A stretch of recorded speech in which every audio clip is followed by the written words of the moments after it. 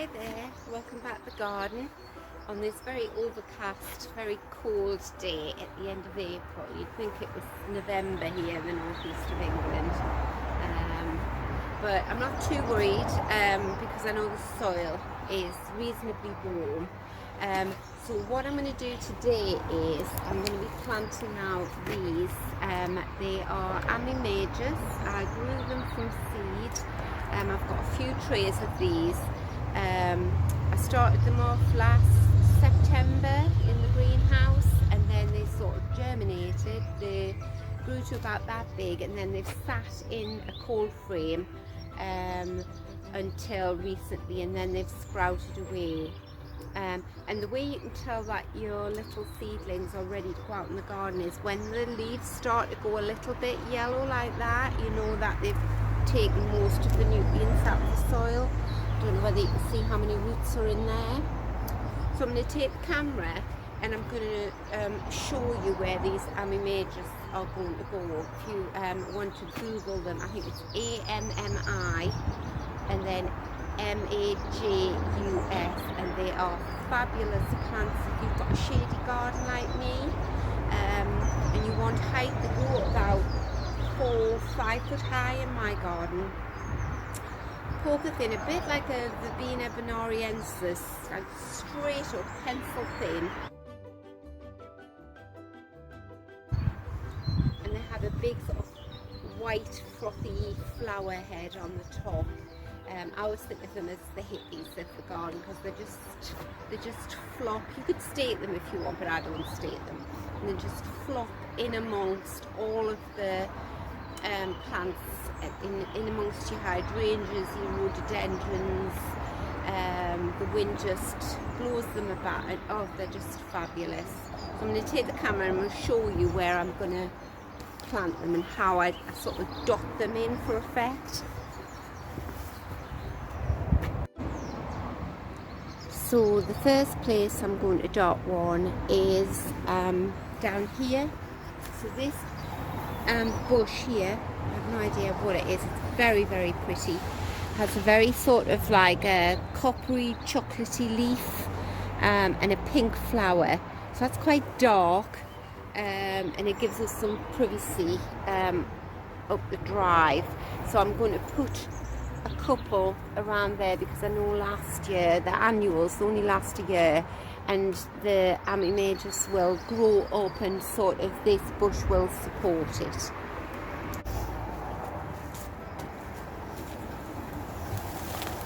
Be so careful climbing in. Oh look, there is the old seed head of an Ammi Majus. So that's the type of flower. Each one of these had a white flower on, and he would have been standing sort of up here. So, right. Oh. I've got some alliums coming up in here, so I've got to be careful. And that's the difficulty of making your garden look naturalistic when really quite well choreographed.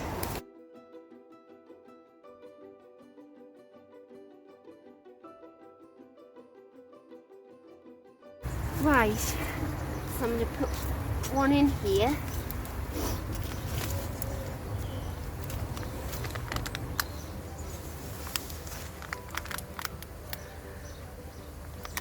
Oh yes, you see he's desperate to romp away.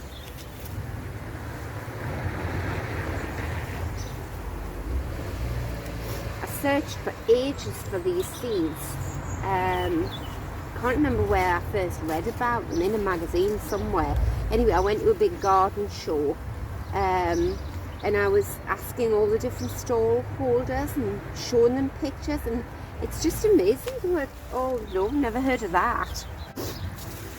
And then, wouldn't you know, I have a subscription to a gardening magazine, and when it arrived they always send free seeds. And I'd had to go online, which I hate to do, but I'd gone online and ordered these seeds, these packets of seeds, and then they came free in my magazine. It is a good idea. There are a few seeds you can start off in the autumn. I'd never done it before. And these were one of them. The others were, I think, cornflowers. And we're coming up to the end of April now, and they just, I've got, you know, I would have just been planting those seeds out in seed trays now. And yeah, I've got little plants. Right, there's 2 there. And I'm going to plant a couple in here. So I've got a big patch of daisy there. I've got Rebecca Goldstrom, so they're quite tall. And I'm just going to put a couple in here.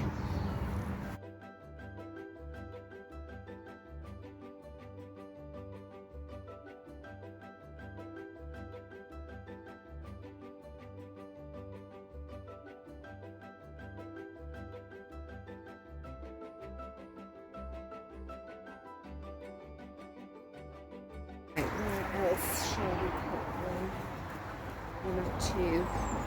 Oh, I think definitely in this border.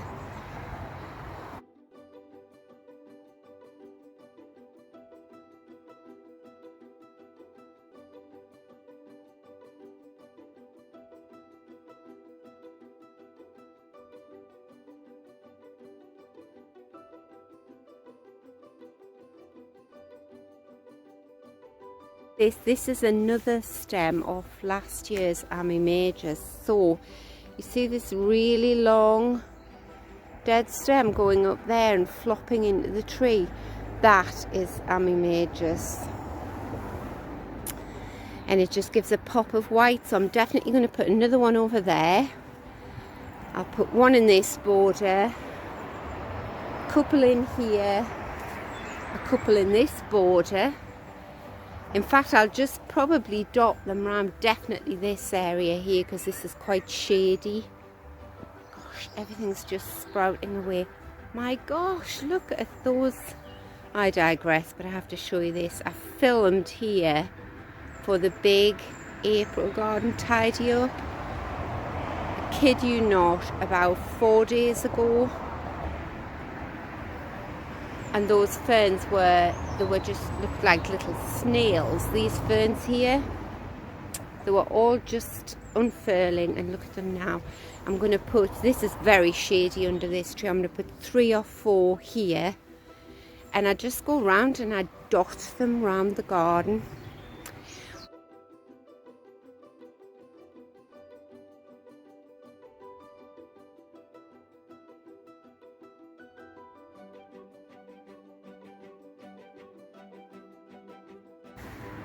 I just want to show you here the size of this rhododendron here.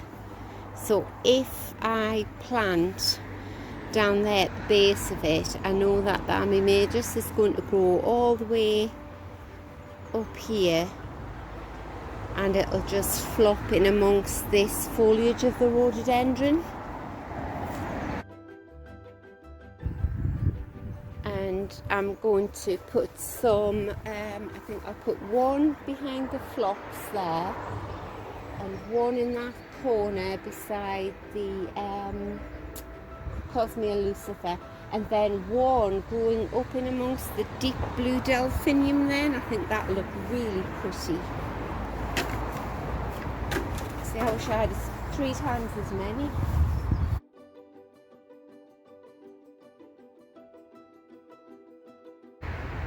You have to be a gymnast or a contortionist when you're gardening like this. Right, this border definitely warrants some. Oh, I'll just show you, if we look up into the cherry tree, that's all coming into blossom. And the Clematis montana, it's a bit backlit there, you can't really tell. That's all coming into bud, well, into flower.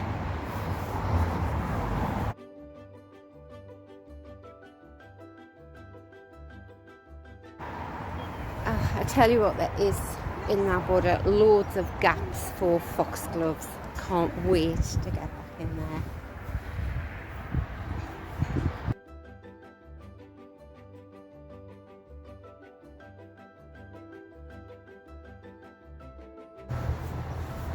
So the next thing I'm going to plant is this passiflora. And I'm going to plant it at the base of this trellis, which I've erected because there's a horrendous join in the brick there between a 100-year-old brick and a 1980s extension. So, take the camera over and plant him here. So if you've seen my other videos, I'm sorry for the repetition, but I'll just explain about this bit of garden here. It's actually a concrete path under here that went from the front path right the way around the side of the house here. And at one point we dug out and had a huge pond in the back garden.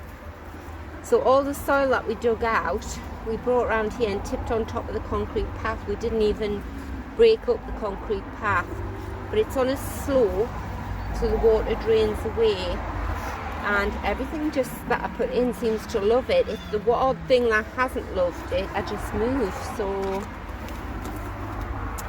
that's a nice little plant.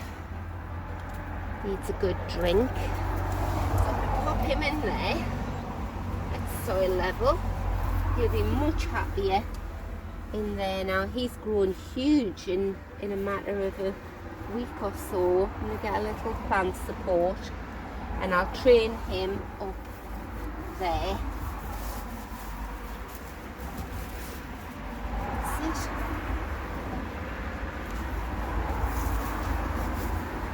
Get my secateurs and snip him free, because they always bind them, because it makes it easier for packaging and that. That's it. There we go. I'll just give him a good watering in and he'll romp away up there. So that's it, all done. Thank you so much for watching. Do come back and see the garden in the summer and you'll see why I love Ammi Majus so much. So take care, bye.